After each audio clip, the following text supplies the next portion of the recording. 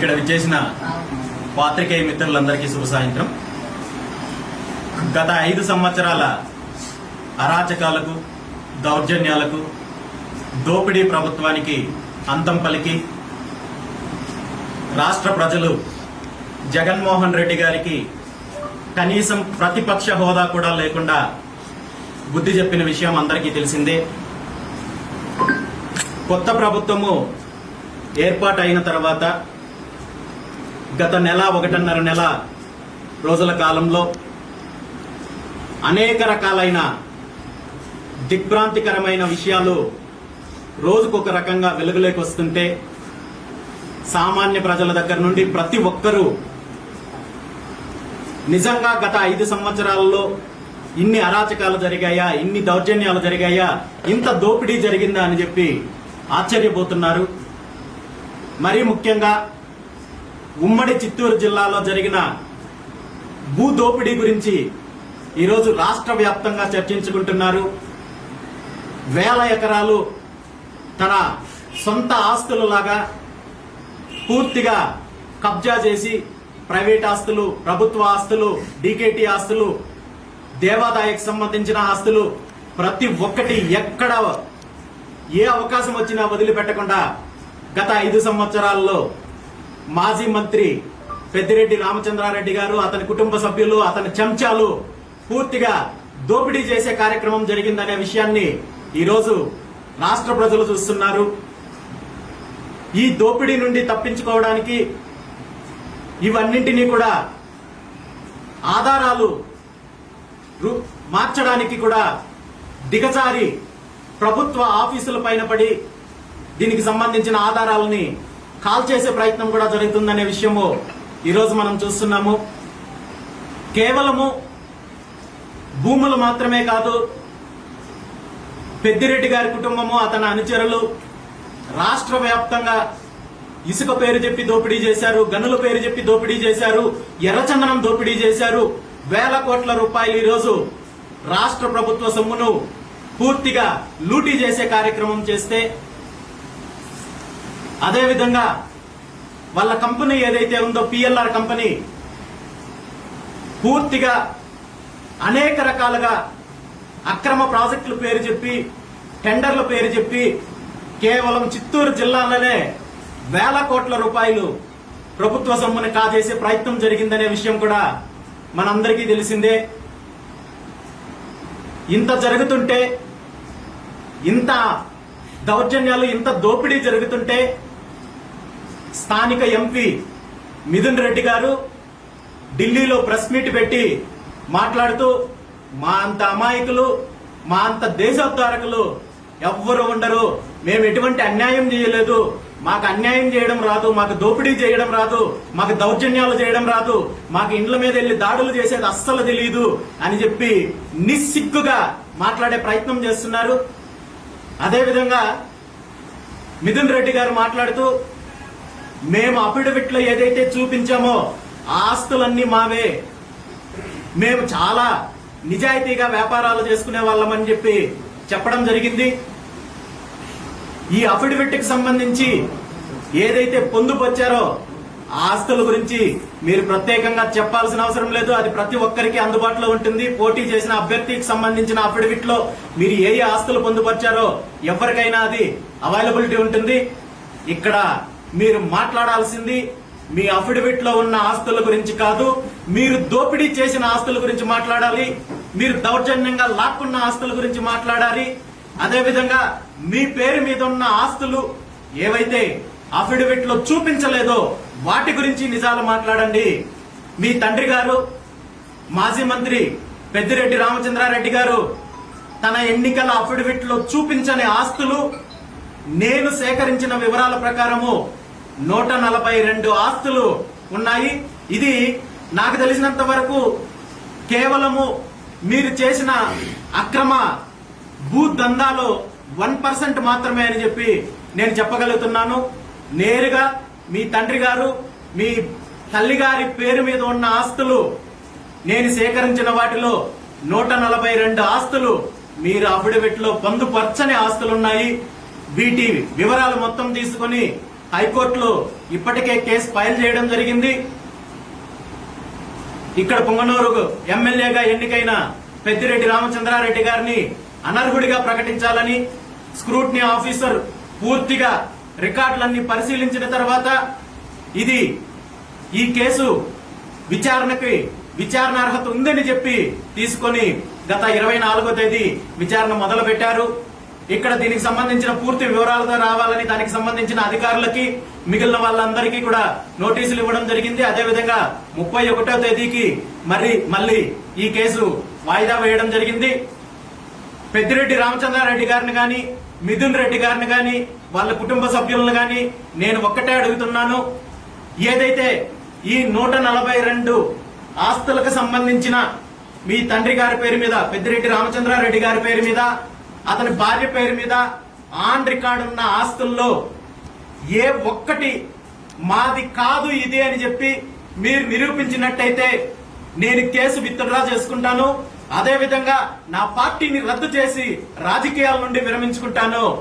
అంతే తప్ప మేము అఫిడవిట్ లో ఉన్నవన్నీ మావే ఆస్తులు, అఫిడవిట్ లో లేని వాటి గురించి మేము మాట్లాడటము, మేము దౌర్జన్యాలు చేసి లాక్కున్నాము, మేము దోపిడీ చేసి లాక్కున్నాము, అక్రమంగా లాక్కున్నాము, అవన్నీ అఫిడవిట్ లో పొందుపరచలేమని చెప్పి మీరు కబుర్లు చెప్తే వినడానికి ఎవరు సిద్ధంగా లేరు. ఖచ్చితంగా పెద్దిరెడ్డి రామచంద్రారెడ్డి గారు తను చేసిన అక్రమాలకి, తను చేసిన భూదందాకి సమాధానం చెప్పుకోవాలి. అతను జీవితంలో మళ్ళీ ప్రజా జీవితంలో ఎన్నికల్లో పోటీ చెయ్యకుండా కూడా రాబోయే రోజుల్లో అతనికి తగిన శిక్ష పడుతుందని, అంతవరకు నేను పోరాడతానని చెప్పి కూడా ఈ సందర్భంగా తెలియజేస్తున్నాను. అదేవిధంగా ఈరోజు రాష్ట్రంలో కేవలము ఒక మంత్రి ఆయన స్థాయిలో ఇన్ని అక్రమాలు, ఇన్ని భూదందాలు, ఇన్ని వేల కోట్ల రూపాయలు దందా చేసి రాష్ట్రంతో పాటు పక్క రాష్ట్రాల్లో ఆస్తులు కూడా పెట్టుకుని, పక్క దేశాల్లో వ్యాపారాలు చేసుకుని, పక్క దేశాల్లో ట్రాన్సాక్షన్స్ చేసుకుని ఈరోజు జాంబియా లాంటి సౌత్ ఆఫ్రికా కంట్రీలో ఉన్న ఏదైతే బ్యావరేజెస్ ఫ్యాక్టరీలన్నీ కూడా వీళ్ళ కుటుంబం చేతుల్లోనే ఉన్నాయి. అదేవిధంగా విదేశాల్లో అనేక రకాలుగా షాపింగ్ కాంప్లెక్స్ లో ఇన్వెస్ట్మెంట్ పెట్టి ఈ రోజు వేల కోట్ల రూపాయలు దోపిడీ చేసే కార్యక్రమం చేశారు. ఇండోనేషియా లాంటి కంట్రీస్ లో సుమారు అక్కడున్న కోల్ మైన్స్ లో 40% పైగా ఇక్కడ మన ఆంధ్రప్రదేశ్ కి సంబంధించిన వైఎస్ఆర్ కాంగ్రెస్ పార్టీ లీడర్స్ అని చెప్పి ఈ రోజు ప్రతి ఒక్కరూ కూడా చెప్పుకుంటున్నారు. అదేవిధంగా దేశ విదేశాల్లో గత 5 సంవత్సరాల్లో జరిగిన రాష్ట్ర దోపిడీకి సంబంధించిన సంపదనంతా కూడా వీళ్ళు లూటీ చేసి దోచుకొని దాచుకునే ప్రయత్నం చేశారు. దీని అంతటి మీద కూడా ఇప్పుడు వచ్చిన కూటమి ప్రభుత్వము విచారణ జరిపి ఎవరైతే అవినీతి చేశారో ప్రతి ఒక్కరి దగ్గర కూడా కక్కించాల్సిన అవసరం ఉందని చెప్పి ఈ సందర్భంగా నేను డిమాండ్ చేస్తున్నాను. ఎందుకంటే ఒక పెద్దిరెడ్డి రామచంద్రారెడ్డి లాంటి వాడే వేల ఎకరాలు ఈ రోజు దోపిడీ చేశారంటే మిగిలిన అందరూ కూడా రాష్ట్రంలో ప్రభుత్వం అడ్డం పెట్టుకుని జగన్మోహన్ రెడ్డి దగ్గర నుండి వాళ్ళ మంత్రులు, ఎమ్మెల్యేలు, నాయకులు, కార్యకర్తలు ఏ విధంగా దోపిడీ చేశారో, ఏ విధంగా అరాచకాలు చేశారో ఈ రోజు ప్రతిరోజు మనం చూస్తున్నాము. వీటన్నింటి మీద కూడా చర్యలు తీసుకోవాల్సిన బాధ్యత ఇప్పటి ప్రభుత్వం మీద ఉందని చెప్పి ఈ సందర్భంగా నేను తెలియజేస్తున్నాను. ఇంత అరాచకాలు చేసి ఇంత దోపిడీ చేసిన తర్వాత కూడా సిగ్గు లేకుండా జగన్మోహన్ రెడ్డి గారు కనీసము ప్రజలు ఏదైతే ప్రతిపక్ష హోదా కూడా లేకుండా తనకు బుద్ధి చెప్తే నాకు ప్రతిపక్ష హోదా కావాలని చెప్పి ఈ రోజు కోర్టుకెళ్లి నిస్సిగ్గుగా తనకు ప్రతిపక్ష హోదా కావాలని అడిగే ప్రయత్నం చేస్తున్నారు.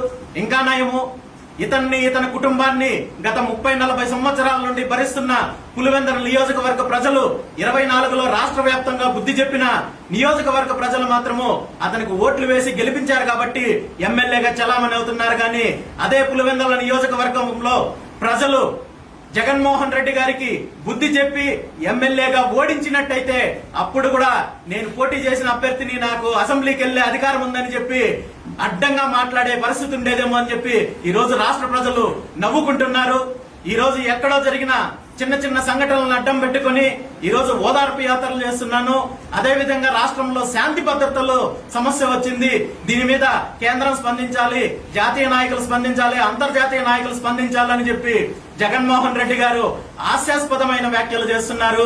1000 ఎలకలు తిన్న పిల్లి తీర్థయాత్రలకు పోయినట్టు ఈ రోజు జగన్మోహన్ రెడ్డి గారు ఢిల్లీలో దొంగ యాత్రలు చేసే కార్యక్రమం చేస్తున్నారు తప్ప అతను నిజంగా గత 5 సంవత్సరాల్లో చేసిన అరాచకాల గురించి ఇప్పటికి కూడా కనువిప్పు కలిగే ప్రయత్నము చేయలేదనే విషయాన్ని ఈ రోజు రాష్ట్ర ప్రజలు గుర్తిస్తున్నారు.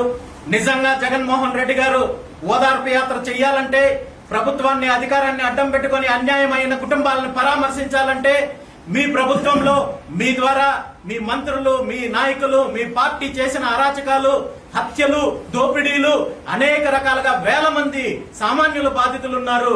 వాళ్ళందరినీ కూడా మీరు పరామర్శిస్తే బాగుంటుంది. ఎవరైతే అమర్నాథ్ గౌడ్, అదేవిధంగా డాక్టర్ సుధాకర్, అదేవిధంగా డ్రైవర్ సుబ్రహ్మణ్యం లాంటి వేల మంది అమాయకులు బలైపోయారు మీ ప్రభుత్వం వల్ల. వీళ్ళందరినీ మీరు పరామర్శ మొదలు పెడితే మీరు పరామర్శ చేయడానికి మీ జీవిత కాలం సరిపోదు. మీ జీవిత కాలం అంతా గంగా నదిలో మునిగిన మీకు పాప ప్రక్షాళన జరగదు. మళ్ళీ ఈ రాష్ట్ర ప్రజలు మీకు ఎట్టి పరిస్థితుల్లోనూ అధికారాన్ని ఇచ్చే ప్రసక్తి ఉండదనే విషయాన్ని జగన్మోహన్ రెడ్డి గారు, వైఎస్ఆర్ కాంగ్రెస్ పార్టీ నాయకులు గుర్తించడం పోయి ఈ రోజు జగన్మోహన్ రెడ్డి గారికి అధికారం పైన నెల రోజులు కూడా కాకముందే అధికారుల్ని, అదే విధంగా ప్రజల్ని భయపెట్టించే కార్యక్రమం చేస్తున్నారు. మళ్ళీ మేము అధికారంలోకి వస్తాము, మేము మీ కథ చూస్తాము, మేము తేల్చుకుంటామని చెప్పి నిస్సిగ్గుగా మాట్లాడే ప్రయత్నము జగన్మోహన్ రెడ్డి గారు చేస్తున్నారు. వీటన్నింటికి అంతం పలకాలంటే ఖచ్చితంగా జరిగిన అవినీతి పైన, జరిగిన అన్యాయాల పైన, దౌర్జన్యాల పైన ఇప్పుడున్న ప్రభుత్వం, కూటమి ప్రభుత్వము చర్యలు తీసుకోవాలి. ఈ దోపిడీ ఏదైతే జరిగిందో దీన్నంతా కూడా కక్కించాల్సిన అవసరం ఉంది. ఎక్కడైతే ఇక్కడ రామచంద్రారెడ్డి గారు చేసిన భూదోపిడీ కావచ్చు, అదే విధంగా అతని కంపెనీ చేసిన అక్రమ ప్రాజెక్టుల ద్వారా కావచ్చు, ప్రభుత్వాన్ని అడ్డం పెట్టుకుని ఎన్ని వేల కోట్ల రూపాయలు పిఎల్ఆర్ కంపెనీకి అప్పనంగా అప్పచెప్పారో దీనంతటి మీద కూడా విచారణ చేయాల్సిన అవసరం ఉంది. ఎందుకంటే పిఎల్ఆర్ కంపెనీలో అధికారం లేకముందే అనేక రకాలుగా అక్రమాలు జరిగాయి. పిఎల్ఆర్ కంపెనీ పైన 150కి పైగా క్రిమినల్ కేసులు ఉన్నాయని చెప్పి ఇప్పటి వరకే నేను తెలియజేయడం జరిగింది. వీటన్నిటి మీద విచారణ జరగాలి. అదే విధంగా మాజీ మంత్రి రామచంద్రారెడ్డి గారు తన అధికారాన్ని అడ్డం పెట్టుకుని విదేశాల్లో చేసిన వ్యాపారాలు, వాటన్నింటి మీద కూడా విచారణ జరపాల్సిన అవసరం ఉంది. ఎన్నికల నియమావళి ప్రకారము, ఎన్నికల అఫిడవిట్ లో విదేశాల్లో ఉన్న వ్యాపారాలు, ఆస్తులు, బ్యాంక్ అకౌంట్ల వివరాలు కూడా ఖచ్చితంగా పొందుపరచాలి. అలాంటిది ఏది కూడా చేసే ప్రయత్నము పెద్దిరెడ్డి రామచంద్రారెడ్డి గారు చేయలేదు. ఇదే పెద్దిరెడ్డి రామచంద్రారెడ్డి గారు స్వయాన ఎన్నికల ఫలితాలకు ముందు తన టిప్పర్లు కంపెనీకి సంబంధించిన వాహనాలని విదేశాలకు తరలించే కార్యక్రమం చేస్తుంటే ఆ రోజు మీడియా ముఖంగా స్పష్టంగా చెప్పడం జరిగింది, మాకు విదేశాల్లో వ్యాపారాలు ఉన్నాయి, మేము అక్కడ కూడా వ్యాపారాలు చేస్తున్నామని చెప్పి అతని నోటి ద్వారానే స్పష్టంగా చెప్పడం జరిగింది. కానీ ఎక్కడ అతని అఫిడవిట్ లో ఈ విదేశాలకు సంబంధించిన వ్యాపారాలు గాని, కంపెనీ అకౌంట్లు గాని ఇలాంటివేవి పొందుపరచలేదు. కాబట్టి వీటన్నింటి మీద కూడా విచారణ జరపాల్సిన అవసరం ఉంది. ఖచ్చితంగా తను చేసిన అవినీతి, వైఎస్ జగన్మోహన్ రెడ్డి గారి ప్రభుత్వంలో జరిగిన ప్రతి అవినీతిని కక్కించాల్సిన అవసరం ఉంది.